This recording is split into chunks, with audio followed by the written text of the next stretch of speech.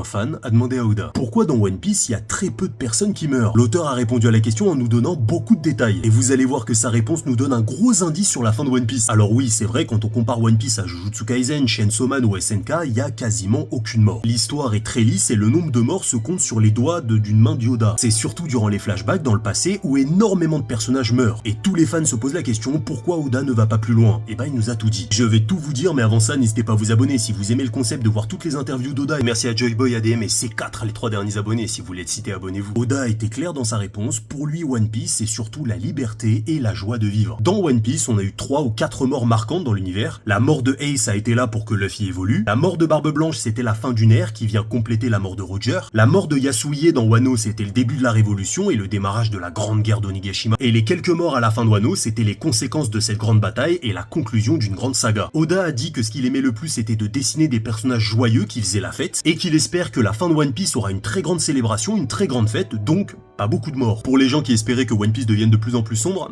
ça va être loupé.